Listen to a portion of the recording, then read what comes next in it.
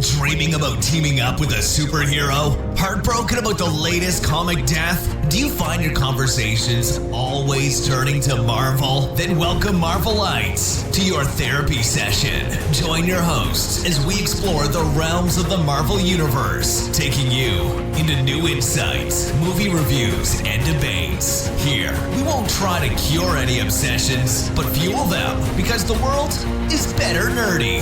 Welcome to your Marvel Therapy Group. This was the last season. Marvel was just like, screw it. And they had one scene where just you see Spider-Man like swinging across a building in front of Jessica. Oh, that would be weird. I mean, that'd be great. That'd be cool. My immediate thought was how that would work with the companies, because Marvel Television and Marvel movies don't get along. Then you have to throw in the Sony aspect in there. I feel like that was since the last season, and it would be kind of funny if someone was just like, screw it. And then somebody got mad, they'd be like, look, the show is over. Like, what do you want? It would be funny. They could always be like, that's not Spider-Man, it's Night Monkey. Like, Sony... Can I be honest with you? I did not like the black suit. I thought the black suit was dumb looking. That's fair. It was cool in the trailers, because we were like, who's this? Where'd he get a new suit? But it was literally just some random S.H.I.E.L.D. agent. Right? Oh, yeah, I feel like when I watched Far From Home, I was like, man, Joe probably really likes this movie because they're making S.H.I.E.L.D. like an important thing again. Yes. Although, okay, yeah, no, I did really like Far From Home. Did you? I did. I actually liked it more than Homecoming. Me too. Okay. Well, that was a good combination of our two topics. So, Welcome Marvel Therapy Group listeners to another episode of Marvel Therapy Group. This is definitely Marvel Therapy Group. Last week was our little Scooby-Doo Therapy Group hiatus. So, it's just Jack and I today. Say hi, Jack. Hey, everyone. Connor's on the West Coast Avengers, and Haley is in a helicarrier with S.H.I.E.L.D. Cool. Yeah. In a helicarrier. So, Jack and I are also the only ones out of the other hosts who watched Jessica Jones and have seen Spider-Man Far From Home. And a few episodes ago, we left... I feel like Brian really likes Spider-Man, though. I feel like he's probably seen it by now with Connor. No. I don't think they have yet. Soon. Although that movie's done really well already. That was weird they released it on a Tuesday. Like, I get it, but it was just like... It was weird knowing it was out, you know? Yeah. I woke up that Monday and I was like, Spider-Man is coming out today. And then I realized it was a Monday. And then, so the next day I woke up. I had no plans to see it, but I just knew. I was like, it's Tuesday, it's out today, I'm seeing it. And I did. Did they still give you the $5 Tuesday deal? No. So the theater that I went to, on Tuesdays, they do a $6 movie tickets. You know this, but for our listeners. So I figured, I'll go to this theater on Tuesday, and I'll get to see the movie for $6.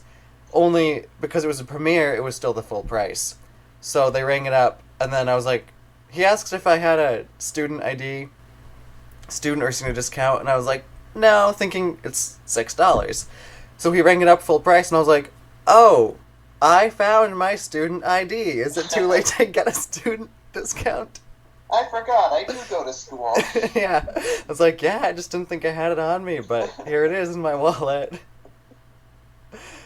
Because, I mean, it says 2019, even though I didn't graduate. I graduated earlier than that. But he didn't check, so it still works, right? As long as they don't check, yeah. Yeah, I was still a student at one point.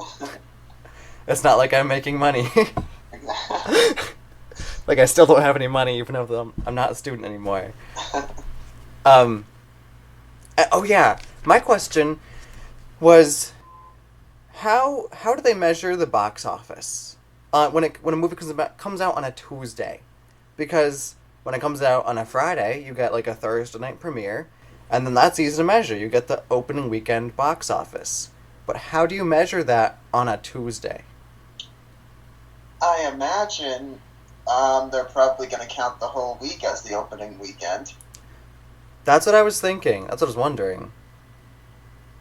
So, 'Cause- I mean, yeah, if they do that, I mean, good for that. Like, I mean, I get it. I get releasing it on a Tuesday so that you have Wednesday night, Thursday night, with the 4th of July and everything. Like, I mean, I get it. Makes sense. But Yeah.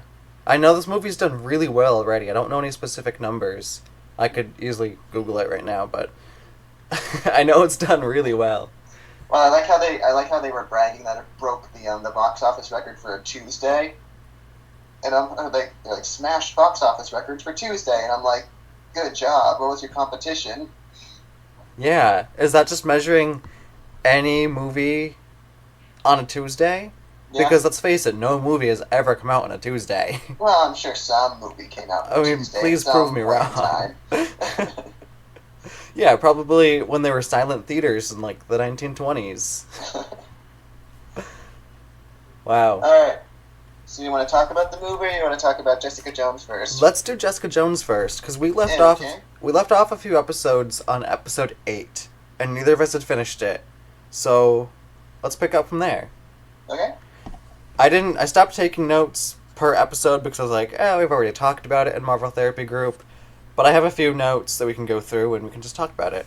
So, the big thing, episode 9, which I had to keep secret because you hadn't seen it yet. But Dorothy. Yeah, she's dead. Yeah. That was sad. You didn't care? Not really. Like, I didn't care about that character. Mm-hmm.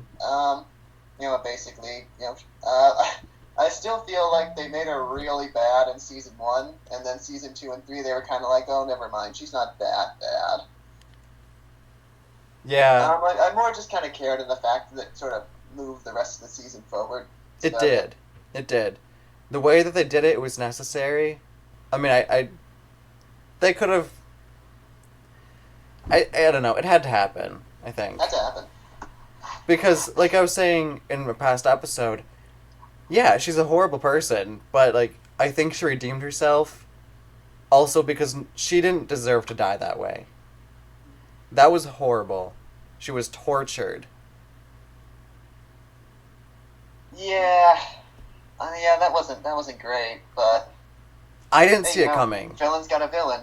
Yeah. I mean, it was cool in that, like, this is where Trish learned that there were stakes. She finally realized that there were stakes, and, like, she didn't feel the stakes until this episode. Because it was always her saying, we'll get it, we'll get him. And Jessica was saying, we have to be careful. We could die. And Trish was just kind of like, yeah, I know, but, like, we're powered. We got this. And this really hit home for her that there are stakes. Mm-hmm. People die. And it was... Now, for me, yeah, overall, no, I say season 3 picked up around episode 6, like after Jessica Jones went on that road trip and found the body. The one in the water In the tank? gazebo. No, Oh, the gazebo. Oh, okay. Yeah. That was episode After 6. that episode, I think the season picked up, and I actually enjoyed it.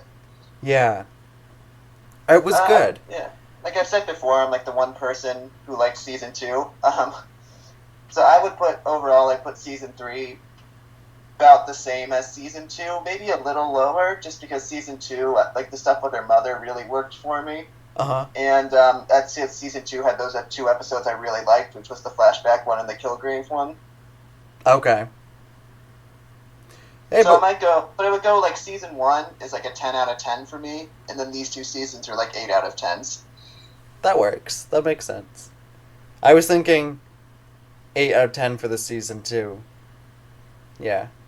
Because you're right, it did pick up. Like, there were some points where I was just kind of, like, watching it, but doing other things, because it wasn't keeping my attention. But then, after a certain point, I just couldn't stop watching. Yeah. And I started binging Like, it.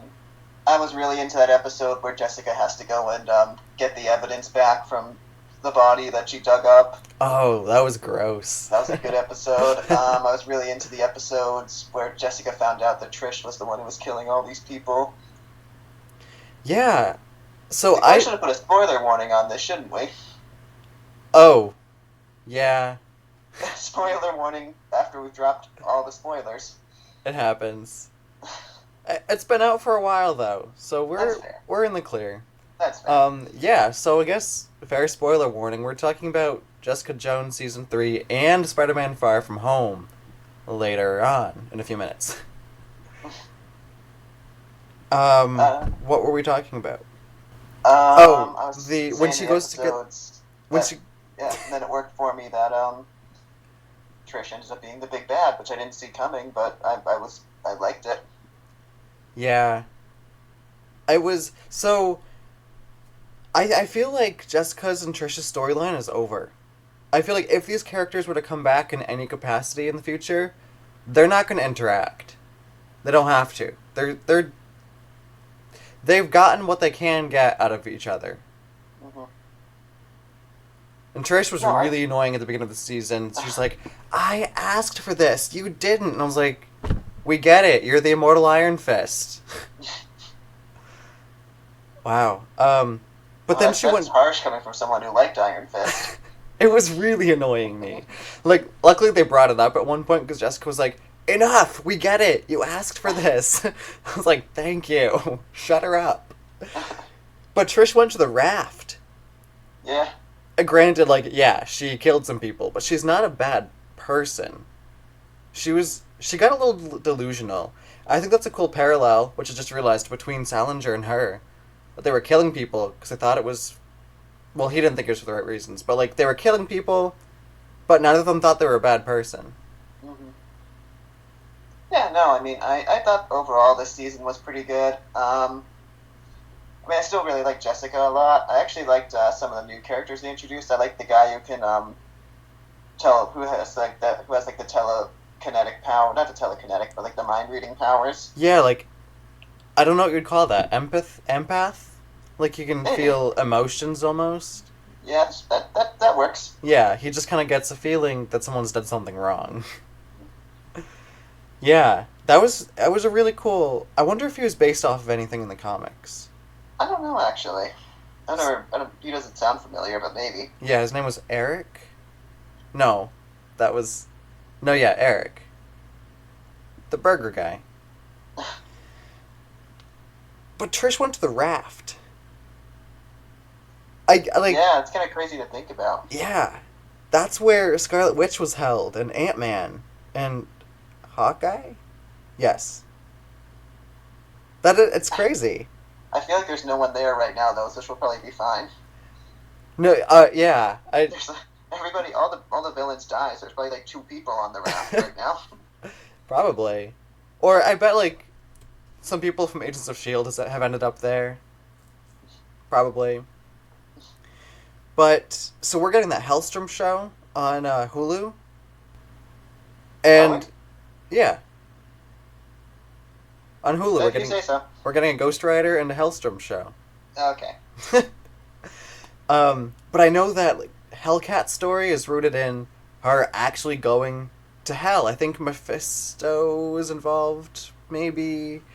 But she learns how to use her powers in hell. And I think she dated Hellstrom. So I think it'd be really interesting if Trish Walker ever comes back in the MCU, she's not going to stay in the raft, right? She's probably going to be broken out or break out or cut some deal. And then, like, Hellstrom would be the perfect way to bring her back in. Or Ghost Rider or something. I mean, there's too many television deals for that to ever happen, but maybe. That's true, yeah. Well, if we're talking about Spider-Man being in the last season of Jessica Jones, we can talk about Trish Walker being transferred over to Hulu. That's true. It's just so nuts right now. What did you think of the David Tennant cameo? Needed about 100% more David Tennant. Yeah, not really a cameo, just was that a new line, or was that something he said in earlier seasons? I think I read it was a voiceover. Okay. Very cool. Luke Cage showing up was cool, though. Yes. I remember reading the episode description said Jessica's visited by an old friend, and we found out it was Luke Cage. It was cool because we hadn't seen him since... Did you watch season 2 of Luke Cage? about half of it. Okay. So, spoiler for that. Do you mind if I spoil it? No, I know what happens. Okay, yeah. So at the end, wow, what's her name? Maria Dillard dies, and Luke Cage pretty much takes her spot as, like, the crime boss of Harlem. Which was a really cool ending, but we hadn't seen him since then. And this kind of reaffirmed that he's still Luke Cage, he's still a good guy. He's not a crime boss. I liked... Well, he was dressed up like a crime boss. He was, but he had that line, is like, it's still me under these clothes. Something like that. It was still him. He's still a good guy. He also said, though, he's like, if I ever go too far, Jessica, you're going to have to take me out. Yeah. I think someone else had a line. Oh, Misty Knight. When we saw her somewhere, she had a line like that too. She's like, "Yeah, I don't like what Luke's doing nowadays." Oh, yeah. And talked about someone would need to take him out. One of the other three defenders. Almost makes it seem like they had a plan for season 3, Netflix. Jerry Hogarth. She didn't get a happy ending. I think the last we see of her is when Kith says, "You were afraid to die alone, but you're going to." I was like, ouch. Yeah. That's kind of about the best Jerry could hope for, I think. Yeah. Well, I've said, I don't know why we root for her. She's a terrible person. But she's such but, I still like her. Yeah, she's such an interesting character. Alright, so just final thoughts on Jessica Jones? I think it wrapped up not as good as Daredevil, but it works. Mm-hmm. Because it's an ending. It's an ending, because Jessica was about to run away, and then she hears the Purple Man's voiceover, and then she's like, "No, I've done enough running. I'm not running from my problems anymore." Mm-hmm. She turns around, walks back. And she's gonna go fight crime forever. Yeah. And she'll work with Malcolm, because she gave the keys to her apartment to Malcolm. Yeah. Which, poor Malcolm, now he has to pay for 2 rents? Yikes. I hope that the, her secretary sticks around. Yeah, maybe. They have a good dynamic. I mean, the show's over, so you could just headcanon. She Yeah. stuck around. Yeah. Marvel Therapy Group canon. She stuck around. Yes, definitely. Okay, 20 minutes later, we've talked about Jessica Jones. What are your final thoughts? Nope, overall, good stuff. Yeah. Let us know what you guys think. We are on Twitter, Instagram, and Facebook, so find us. Okay. Spider-Man Far From Home. Okay. You want to start it off? Yeah, I liked it a lot. I liked it more than Homecoming. Felt like it was a more confident movie overall, if that makes sense. Like, it felt like it didn't have to do all the heavy lifting of Homecoming, which was like, hey, we rebooted this character 3 times in 10 years, but this time it's going to be different. I get that. It felt like this time they laid all the groundwork, they could just have fun. I thought the action sequences were cooler. It seemed like the director was more confident doing that. Everything was really good, had a lot of funny moments. Yeah, overall, good movie. It really was. You're right, it had a more natural feel to it than Homecoming did. Oh, right, only because they didn't have to set up anyone's backgrounds, they just went for it. Mm-hmm. They went for it so much that they just brought in Nick Fury. Oh, yeah, he was kind of an asshole in this movie. He really was. He reminded me of my old boss. He really was. And it's weird because the whole movie I was thinking, Nick Fury has to know. He has to know that what Mysterio is doing. He doesn't act like this. And he doesn't. Yeah, well, that would be... Speaking of Mysterio, what'd you think of Mysterio? That was awesome. I loved that first fight scene we get where he lures Spider-Man into that apartment building, or like that, the building, thinking he's meeting with Nick Fury, but then all the drones come in and start shooting at him, and it's just like a mindscape Oh, that was cool. that he can't get out of. Yeah, They kind of out Doctor Strange with those visuals. they did. Yeah, that's let's bring that up because I was thinking if they're going for the multiverse theory, and Mysterio here is from another universe. What we saw in the Not trailers. Joe. Well, I said if because we saw in the trailers that he has those like green things like Doctor Strange had. So I was like, what if this Mysterio is the Sorcerer Supreme from a different universe? But he's not. He's not. But what if he was? That would be cool. But he's not. So before we knew that the multiverse did not happen in this movie, I was still thinking like, this is cool. What if He he's? was a liar pants, Joe. I know, but we didn't find that out until like halfway through the movie. That would be my one That would be a criticism I have of this movie is that if you knew anything about Mysterio and what his deal is, like the first half is kind of ruined. Oh, it was. Yeah. Especially that scene where Peter Parker is going to give his glasses over to Mysterio. I'm just sitting there in the theater like, don't do this. I know. Don't That was do the this. stupidest part of the movie. Actually, I shouldn't say that the first half was ruined because, like I said, it's the MCU. It's a different universe. They could do whatever they want to because characters have different backstories in different universes. Hmm. But yeah, no, I think we'd all figured out. Okay, Mysterio is faking this. I even tweeted about it at one point, and I was very proud of this because after I tweeted it, I saw other people posting about it, and I was like, "Did I start this?" What'd you say? I had said like, "What if Mysterio, or what if this is just Marvel putting out feelers for the multiverse? They want to do it, but not so soon." So they're putting out feelers to see how people would react to the concept of a multiverse, like the general audience. And then, because it's Mysterio, they'll just retract that. But the concept is still there. I feel like it's a slippery slope to go down with the multiverse, just because then you start getting all these questions like, oh, well, why can't we have an alternate version of Tony Stark show up? Or why can't we have an alternate version of Cap show up? Mm-hmm. And I don't know, I feel like that's not something they want to cross, but, I don't know, maybe.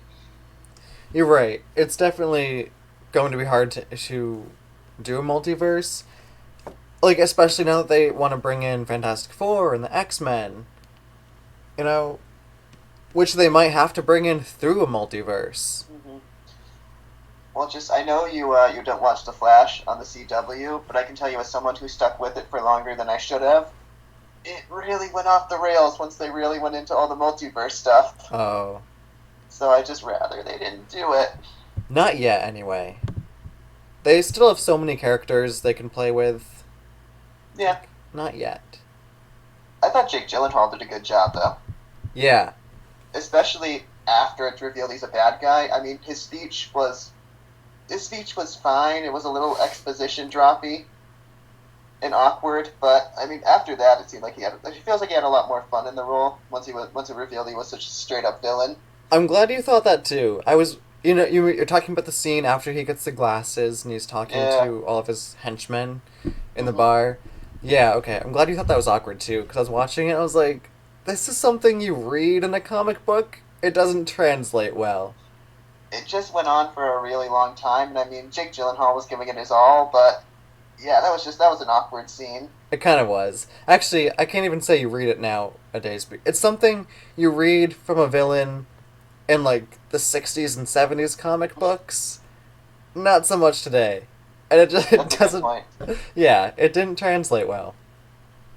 But it was cool to see all those henchmen were like we've seen them before, or two of them at least. That's just the one guy. The guy when they would like flash other people, I'm like, oh, were you in a movie too? But they only did it once. I thought they did it twice. They did it one for the guy that got yelled at by Jeff Bridges. Mm-hmm. Well, no, the other one was they tried to retcon that Mysterio was there during Civil War. Right. They did that. Which Okay. he wasn't, but Well, he could have been. I guess he was, technically. I guess he was. And, Jack, I called it. Those glasses were Tony Stark's glasses. Did you? Yeah. We Oh, watched... good job. Thanks. It was the episode that we did about the Spider-Man trailers, and I was like, those glasses look like Tony Stark's. So I called it, and I was really excited that they were. What else did I like about the movie? I thought there were a lot of funny scenes. I thought the two teachers, Martin Starr and BJ Smooth, stole the movie. Yeah. Actually, going back to the school part, can we talk about the beginning? The very Sure. beginning? Sure. The In Memoriam video? Uh-huh. And how Spider-Man Far From Home got us all crying in the first 5 minutes. I think it got you crying, Joe. How could you not? It was an In Memoriam and it was showing pictures of Tony Stark and Vision and Black Widow. And, well, there's one of Captain America, so does that mean he died of old age already? Maybe. Maybe. It was sad. But it was necessary. It's like, yes, all the connections. It was kind of it did kind of feel like a little bit like Whiplash when Endgame and Infinity War took the snap real seriously, and this one sort of portrayed it as a big joke. But again, it was necessary. Because, so in that video, we see they're at a basketball game, and we see everyone being snapped away, and I was like, oh, no, it's happening. But then it was funny when after the Got blip, snapped back. they snapped back and the band just appears. Like, the tuba player gets hit with a basketball. Yeah. That was funny. What did you think about it being called The Blip? No opinion. It's fine. Yeah. Okay. I like our ideas better, like Snapgate or Snapageddon. Yes, the snapping. But The Blip, I guess, it works. I mean, I wouldn't. Sure. Yeah, we didn't think of that. It's cool. So shortly after that, we get that scene, where Aunt May is set up this charity thing. Uh-huh. Oh, we found out what that was for, which is great. I forget what it was for. It was like a homeless fund for those who had been displaced from the blip. Oh yeah. So that was really cool, because I remember I was saying, like, I thought it was a charity for Spider-Man, so I was thinking, what made Aunt May the head of that? How did she get there? But it's not, because May says herself that, okay, she was snapped. That was sad. Yeah, so she said that after the blip, she reappeared in her apartment. That was there was a new family in that apartment. Mm-hmm. So, like, it worked. It was really cool to see that ramification from the snap. Yeah, no, that was good. I liked Happy's whole thing with Aunt May.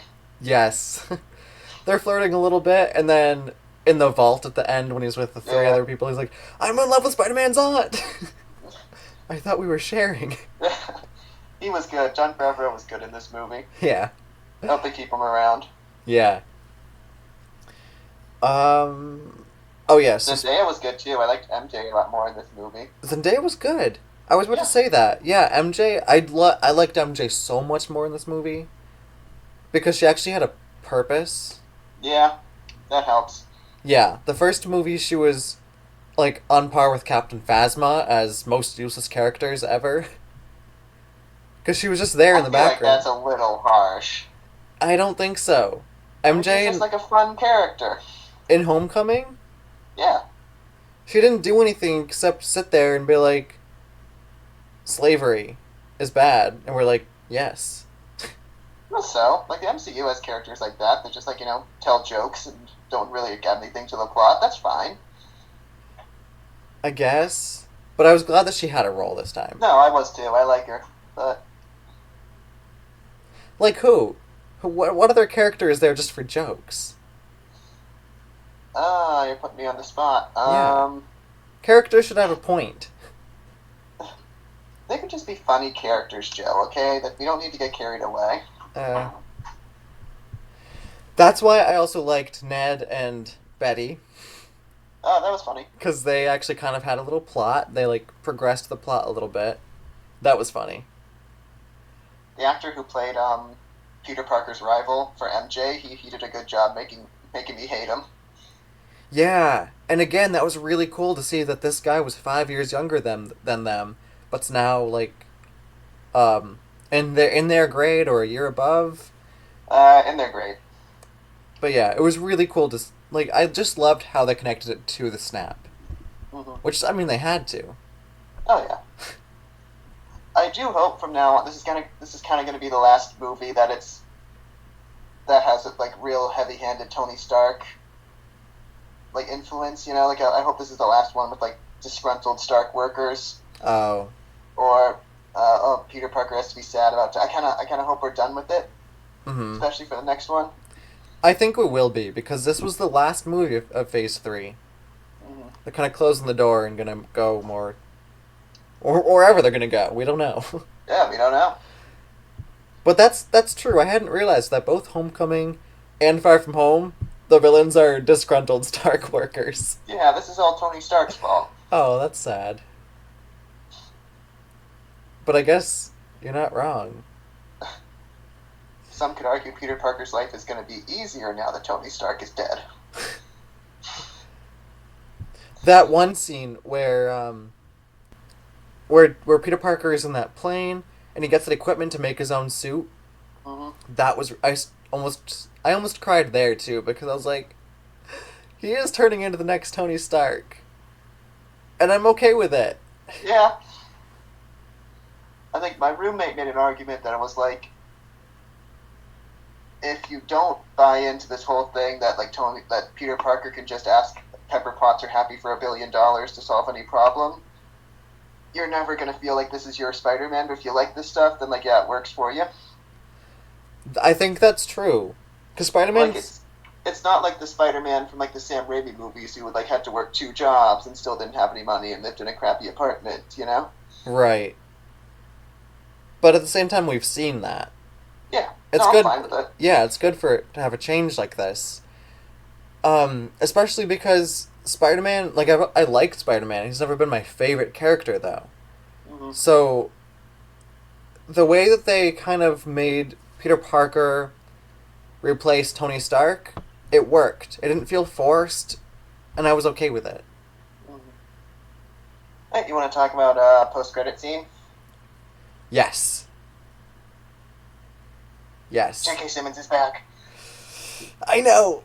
That was in my theater, but there were a lot of people who cheered when he showed up. Yes. That's incredible. That was cool. I feel like J.K. Simmons must have just been so happy to be asked to. Yeah. But also, he could be... You're gonna hate this. He could be the lead-in. He could be the connection for the multiverse. Oh, shut up. It's the same person. It is the same person. Can't we just leave it at that? Well, yes. But if they decide to go for a multiverse, he's an easy connection. I don't approve. But yeah, it was awesome. That was cool. Yeah, that was a good way to do it too. And at the same time, I feel like that's a good way to close out Phase 3 too. Like, I was surprised that didn't get spoiled at all. Like there wasn't even like a rumor or anything, you know? yeah. Yeah, it was awesome. Yeah. We see, so he's just swinging through New York with MJ, which is good. I liked that. And then, yeah, we get that news broadcast, and it's, what did it say? It was like the controversial Daily Bugle. Yeah, well, it's not like even a newspaper anymore. It's like a radio show. It's kind of like how they did it in the PS4 Spider-Man game, where it's like he runs like a Rush Limbaugh style podcast, kind of. Oh, okay. Yeah. Hey, go with it. Yeah. No, I think it works. They adapted, what is this high school? Midtown? Yeah, Midtown High, I think. Okay. Yeah, they adapted that to make it, like, tech-savvy for this day and age. So, yeah, change the Daily Bugle to a controversial podcast. Go for it. And then we got that other post-credit scene. Or, well, no, wait. Before we do, we should probably talk. Where do you think they're going to go with Spider-Man now that everyone knows his secret identity? I think he's going to have to join the Avengers. Well, maybe the Avengers can't take him, because, you know, he also apparently is... He's also, like, a wanted fugitive. I don't know. That could be explained away, I feel like. It could, but it's also he's also in a sticky situation right now. I get No it. pun intended. Oh. Because of the web. Yeah. I don't know. I don't know. If Nick Fury is there, Shield's kind of a thing. I think he's okay.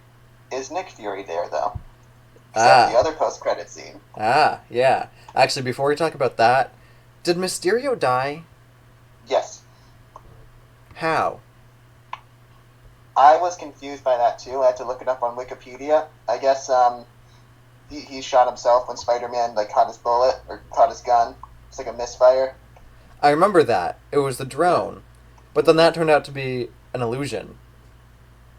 No, it was, remember when he tries to shoot Spider-Man and Spider-Man catches the gun? Uh-huh. I think somehow he shot himself when that happened. Oh. Okay. I don't know. I guess I'll go have to see it again. Somehow. I think that's what Wikipedia says. And Wikipedia, it's never wrong. Well. Yeah. So the second credit scene. I did not see that coming. No, well, I thought it was going to lead to Secret Invasion, then it was just kind of, like a fun scene. Yeah, probably a lead up for Captain Marvel 2. Yeah, I mean, because the Skrulls aren't really bad guys. So, Yet. that's true. It could go either way with the Skrulls. Yeah, now that they have Super Skrull, if they bring in Super Skrull, he could be like a new Ronin, like a splinter group of the Skrulls, who's like a terrorist organization. Mm-hmm. Yeah. But Yeah, it no, was... that was a fun scene. I like that they brought Ben Mendelsohn back. Yeah, Talos is his name? Yeah, Talos and his wife. Mrs. Talos. Mrs. Talos. Okay, so we found out where Nick Fury is. He's in space somewhere. He's on some Skrull base. Just chilling. Where is Maria Hill? Ah. That's what I need to know. Where is she? Hashtag where's Maria Hill? Yeah, I'll tweet that. She's one of my favorite characters in the MCU. Where is she? I need to know. I feel like you're not going to get any sleep now because of that. I feel like they're not going to answer that, ever.